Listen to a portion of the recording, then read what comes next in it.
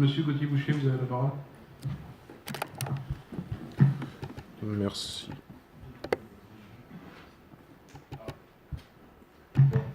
Merci. Donc, je précise que j'interviens bien sur la 4 concernant la radicalisation. Monsieur le maire, mes chers collègues, cette annexe de notre contrat de ville quinquennal sur la prévention de la radicalisation ne pouvait qu'attirer l'attention de notre groupe d'élus. Nous souhaiterions profiter de cette prise de parole pour replacer les termes dans leur contexte et pour définir qu'est-ce que cette radicalisation. Nous observons à la lecture de cette délibération et de ces différents objectifs que cette radicalisation qu'il faudrait prévenir et donc supposément combattre n'est jamais définie dans les termes.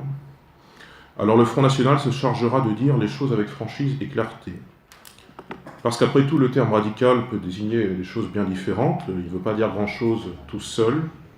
Il y a bien parmi nos élus, et qui plus est, dans votre majorité, des radicaux du PRG, qui sont héritiers d'une honorable tradition politique, celle d'un Gambetta, d'un Clémenceau. Ce ne sont évidemment pas d'eux dont nous parlons ici. Mais alors, qui sont ces radicaux dont traiterait les missions de prévention de la radicalisation mises en place par le gouvernement à Saint-Nazaire, comme partout en France ? Disons-le d'abord, la majorité de ces radicalisés sont des musulmans. Ce terme les désigne avant tout, sans jamais les nommer, de manière générale.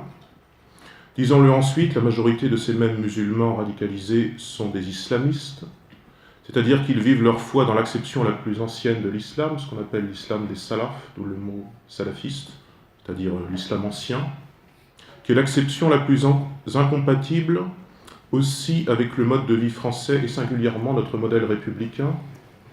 Ces contradictions apparaissent notamment concernant, par exemple, la question de l'égalité entre les femmes et les hommes, ou bien la question de la laïcité dans l'espace public. Disons-le enfin, la majorité de ces mêmes islamistes, logiquement, prêtent allégeance à l'État islamique à défaut d'aimer leur pays d'accueil, la France. Encore, ils détestent cette dernière et professent contre elle une haine qui ne devrait être tolérée, notamment dans une centaine de mosquées dites radicales dont le Front National demande l'immédiate fermeture. Cet exposé, nous le faisons sans rejet particulier des Français de confession musulmane, héritiers pour beaucoup, filles et fils de notre empire colonial. Chacun est conscient que la majorité des Français musulmans est parfaitement assimilée, mais qu'une minorité agissante, islamiste et djihadiste, elle, pose des problèmes croissants, qui se manifestent ces 2 dernières années par des attentats d'une violence inégalée dans notre pays depuis la Deuxième Guerre mondiale, 250 morts à ce jour. Sur ce sujet, le gouvernement a un temps envisagé l'esquisse d'une réponse forte par la déchéance de nationalité pour les terroristes.